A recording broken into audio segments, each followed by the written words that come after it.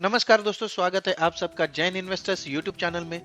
दोस्तों, आज घरेलू शेयर बाजार सोम आज लगातार दूसरे सत्र में बढ़त के साथ बंद हुए हैं। बीएसई सेंसेक्स जहां पर 491.01 अंक की यानी 0.85% की उछाल के साथ 58,419.98 अंक के स्तर पर क्लोज हुआ।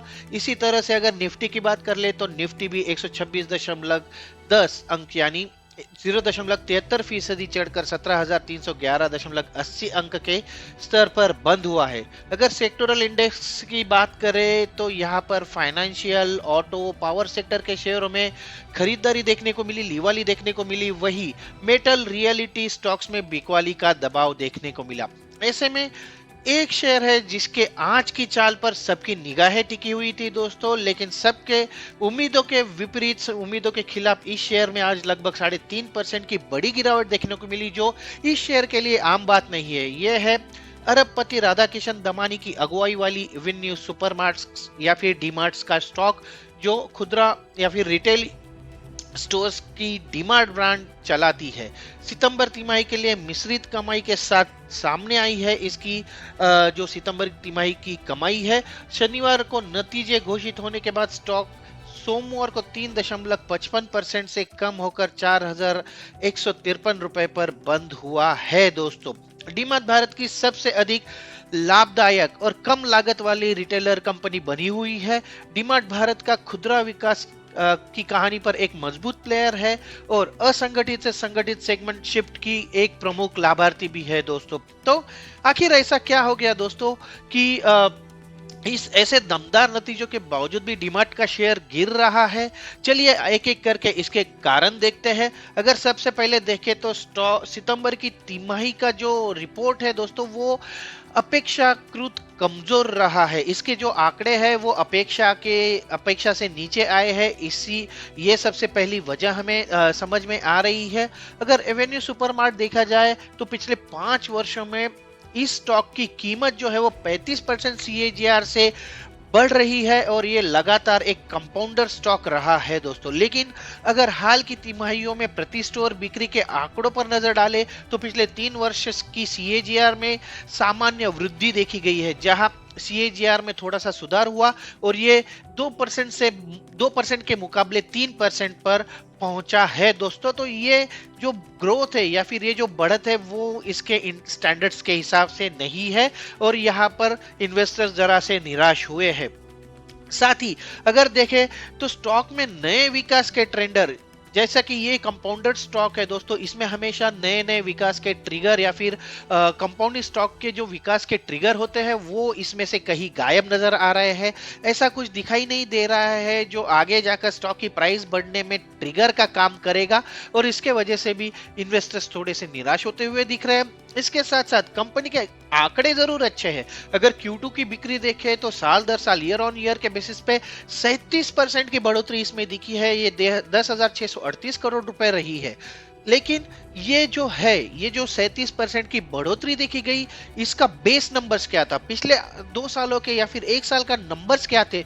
तो ये जो नंबर्स थे दोस्तों, ये कोरोना के वजह से प्रभावित थे और उसके वजह से वो कम थे और उसमें 37% की बढ़ोतरी होना बहुत ज्यादा पॉजिटिव संकेत नहीं दे रहा है। और सेकेंड पॉइंट अगर देखें तो कंपनी का जो प्रॉफिट बढ़ा है उसमें 64% का ईयर ऑन ईयर बेसिस पे उछाल जरूर देखा गया है, लेकिन इसमें पहले के वर्षों के जो टैक्स रिवर्सल आए हैं उनके वजह से ये मार्जिन या फिर ये जो लाभ है या ये जो प्रॉफिट है वो 64% का उछाल दिखा रहा है दोस्तों।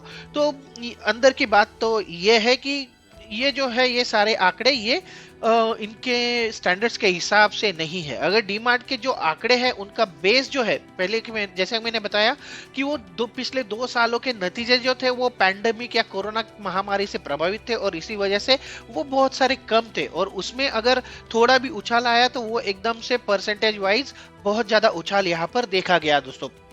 अगर देखें अगला रीजन तो ऑनलाइन बिजनेस में कंपनी पिछड़ी हुई है। ये तो सबको पता है, डीमार्ट का ऑनलाइन बिजनेस इतना स्ट्रांग नहीं है और इसमें पिछड़ने के बाद अब कंपनी को बिग बास्केट, अमेज़न, फ्लिपकार्ट, जियो मार्ट, स्टार बाजार जैसे ऑनलाइन सेलर्स जो है उनसे कड़ी प्रतिस्पर्धा करनी पड़ रही है। ऐसे कॉम्पिटिटर्स जो है जो ऑनलाइन सॉल्यूशन प्रोवाइड करते हैं, और आजकल का जो ट्रेंड चल रहा है तो ऑनलाइन खरीदारी को एक प्रेफरेंस दिया जा रहा है, क्योंकि बाहर निकलने की जरूरत नहीं, उसमें टाइम स्पेंड करने की जरूरत नहीं। तो ऐसे में डीमार्ट को अपनी जो ऑनलाइन सुविधा है उसको स्ट्रॉन्ग करना पड़ेगा। इसके साथ साथ अगर देखें तो ऑफलाइन रिटेलर्स जो है उनसे भी कंपनी को कड़ी चुनौती मिल रही है, क्योंकि बहुत सारे ऑफलाइन ऑफलाइन रिटेलर्स है वो अलग अलग स्कीम्स पेश कर रहे हैं। जैसे कि अभी दिवाली आ रही है दोस्तों, दिवाली के लिए अलग अलग स्कीम है।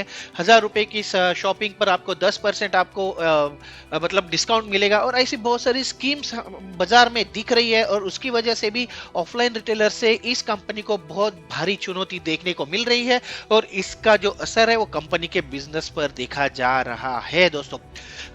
ऐसे नतीजों के बाद या फिर ऐसे रिजल्ट्स के बाद और इन सारे पॉइंट्स के बाद ये देखना बहुत जरूरी हो जाता है दोस्तों कि कंपनी पर या फिर इसके शेयर्स पर ब्रोकर्स की क्या राय है। जो ग्लोबल ब्रोकर्स है या फिर जो लोकल ब्रोकर्स है वो इसके शेयर की आगे की जो चाल है उस पर क्या राय रखते हैं, ये देखना बहुत जरूरी हो जाता है। तो ऐसे नतीजों के बाद अगर देखें तो एचडीएफसी सिक्योरिटीज जैसी बड़ी फर्म ने डीमार्ट के अंतर्निहित लाभप्रदता से निराश हो चुकी है ये कंपनी। मतलब डीमार्ट की जो अंडरलाइंग प्रॉफिटेबिलिटी है उससे ये कंपनी निराश दिखी है, और इस फर्म ने डीमार्ट के शेयर को 2,950 रुपए प्रति शेयर के डीसीएफ आधारित टारगेट प्राइस के साथ डीमार्ट पर अपनी बिक्री या फिर सेल रेटिंग कंपनी ने बनाए रखी है दोस्तों।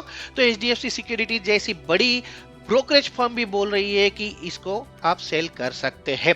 इसके बाद अगर अगला देखें तो कोटक इंस्टीट्यूशनल इक्विटीज का भी लगभग वही कहना है। कंपनी ने H1 में कमजोर कोविड प्रभावित बेस की वजह से ये 41.6% की समान स्टोर बिक्री वृद्धि दर्ज की, और इसकी भी रेटिंग आ रही है सेल। इसके बाद अगर वैश्विक ब्रोकरेज देखें, जेपी मॉर्गन की बात अगर सुन ले दोस्तों, तो जेपी मॉर्गन ने भी 3,445 रुपए के लक्ष्य मूल्य या फिर टारगेट प्राइस के साथ डीमार्ट पर अपना अंडरवेट का रुख बरकरार रखा है, और कहा है कि मार्जिन जो है वो उम्मीदों से कम है। ये परिणाम के बाद अर्निंग अपग्रेड ट्रिगर की कमी को दर्शा रहा है। तो कंपनी का कहना, इस कंपनी का भी या फिर इस ब्रोकरेज का भी कहना है कि अर्निंग अपग्रेड के जो ट्रिगर होते हैं उसमें कमी है, और यही दर्शा रहा है कि इसकी जो प्राइस है उस पर बहुत ज्यादा पॉजिटिव संकेत नहीं आ रहे, पॉजिटिव वाइब्स नहीं आ रही है। इसके बाद अगर देखें मोतीलाल ओसवाल ने भी FY24 के आधार पर कंपनी को 50 टाइम्स ईवी इबिडा पर महत्व दिया है, और इसके महंगे मूल्यांकन को देखते हुए ही 4,100 रुपए के टारगेट प्राइस कंपनी के शेयर पर रखी है दोस्तों। लेकिन अगर मैं बता दूं तो रेटिंग जो है कहीं पर भी बाय की नहीं है, इन्होंने भी इनकी रेटिंग जो दी है वो न्यूट्रल की दी है दोस्तों, अपनी न्यूट्रल रेटिंग इन्होंने बनाए रखी है। तो ये थे मुख्य कारण और प्रमुख ब्रोकरेजेस की राय डीमार्ट के स्टॉक पर।